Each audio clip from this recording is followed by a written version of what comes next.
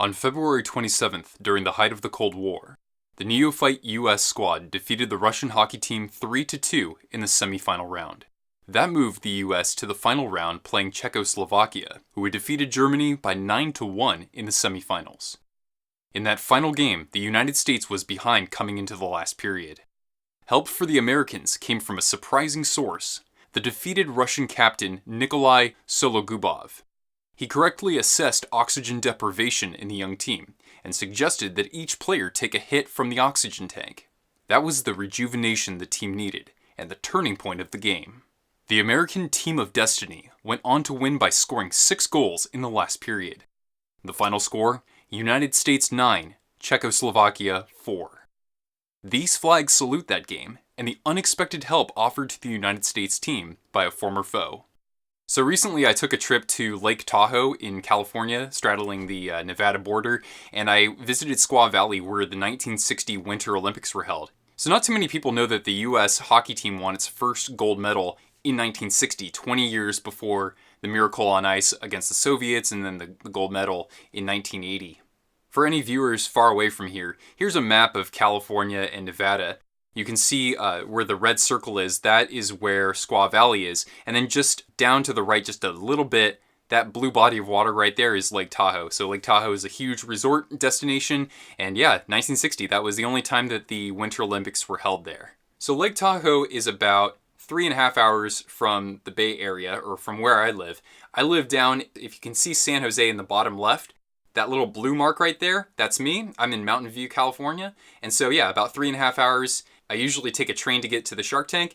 And another little tidbit of information, if you go to the very bottom left of the map, the land portion that is, down there is the Monterey Peninsula. I grew up in Monterey, so about an hour away from the Shark Tank. And then I've also provided a satellite image so you can see, what the surrounding area looks like more or less. Now I was there of course in the summer, so it's nice and warm, whereas for several months out of the year, this whole area is just covered in snow. Elevations for the peaks are 11,000 feet approximately, and even the lake itself is, I believe, just about a mile above sea level. So yeah, very cold in the winter, a great place to ski and snowboard, and a great place to hold the Winter Olympics. Now when it comes to Olympic hockey, this was also the 27th IIHF World Championship, so it coincided with the Winter Olympics, and because the US won that, it was the second time they won the World Championship.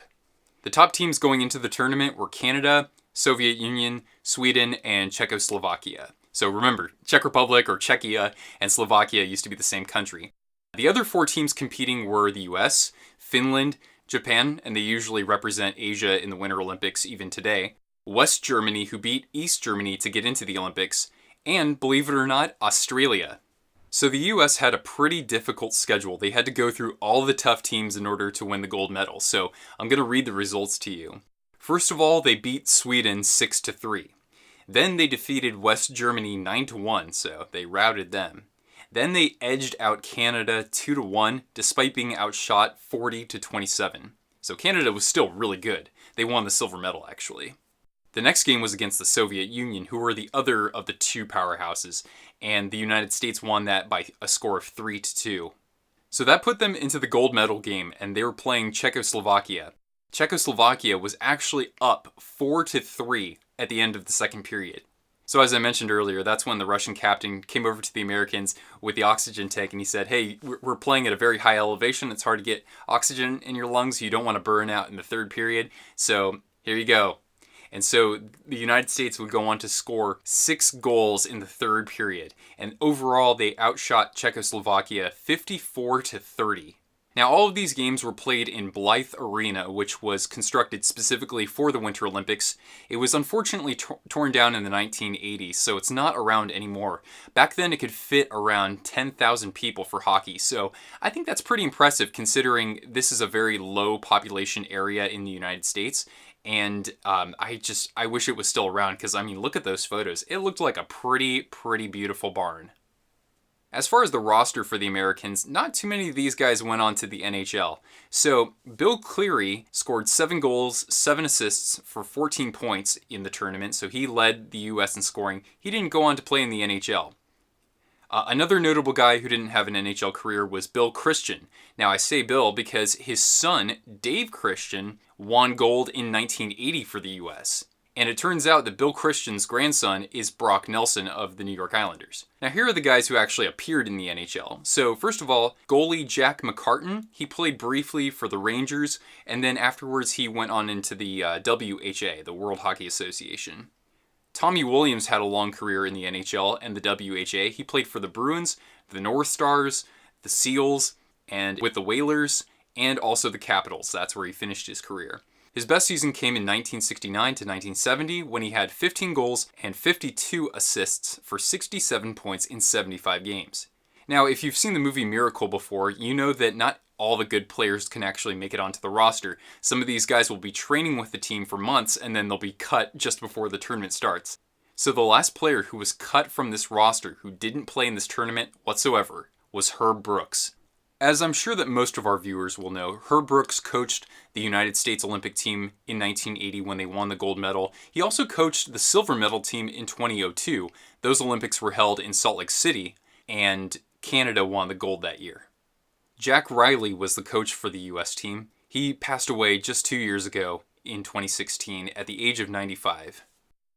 So I was pretty fortunate to be able to go to Squaw Valley and take this aerial tram up to, I think, 8,200 feet elevation, just to take in some of the beautiful views, did some hiking around there. It's just gorgeous in Tahoe in the summer, and it's especially great when it's not too crowded. The reason why I really wanted to go there was to check out this small but definitely memorable museum on the 1960 Olympics. So here I am walking down to the museum, and there's a photo from Blyth Arena from the 1960 Winter Olympics. That's my dog Cortana, in case you didn't know her. And then this photo here, we have an actual stick and a puck that were used in the Olympic Games. I don't know what team that was for though, unfortunately. In the photo here, I think we have the US versus Sweden. And then here we have a plaque from Blyth Arena. I'll actually read this for you. So it says, dedicated to the memory of Charles Blyth from 1883 to 1959, Chairman of the California Olympic Commission from 1955 to 1959. This building was constructed with funds provided by the United States of America and is administered by the Forest Service U.S. Department of Agriculture. Now that's pretty random for the Winter Olympics, isn't it? Just a couple more pictures. This is actually a gold record of the opening ceremonies. And then there were some, I guess, artifacts from 1960. So you had uniforms from skiers and skaters, you had medals there, you had trophies, pictures from the time. So it was pretty cool just taking a look at, you know, what the uniforms used to look like and learning about how people trained and the life of those athletes back then and comparing that to now. And then I had to get a couple of photos with the Olympic rings, no doubt. Got a little selfie action there with the doggo. One of the other cool things is that up there at that level, again, 8,200 feet, they have a roller skating rink, so you can actually rent some roller skates and skate around out there. It was so windy when I went, and unfortunately they only had roller skates, not roller blades. I'm much better on roller blades. I didn't even know how to distribute my weight on roller skates. That's one reason why I look super sketchy, but nonetheless, it was super fun. I'm really glad to have visited a historic site. I'll be back there in the winter at some point, I'm sure, to do some snowboarding. And then, of course, Lake Tahoe is just a beautiful place. It's one of my favorite places to visit. It's just tranquil and serene if you can find a place that's not too crowded. Summertime is great. Obviously, you can walk around in a t-shirt and shorts. I did some river rafting. I did some horseback riding. I hadn't done that since I was about 7 years old, I don't think. And yeah, I just really soaked it in for a few days. So it felt good to get off the grid. I love making my YouTube videos, but I don't want to burn myself out too much. So it's good to step away, enjoy nature, enjoy a different pace to life instead of this, you know, fast moving, urbanized or suburbanized way of life here in Silicon Valley. So yeah, I hope you've enjoyed watching this video. If you did, be sure to give it a like. And if you haven't already, please consider subscribing to my channel. I'm putting out videos usually twice a week on oddball hockey topics, homebrewed statistical analyses, jersey unboxings, and more. This is Nick with Twisted Wrister Hockey. Thanks for tuning in, and I hope to see you again soon.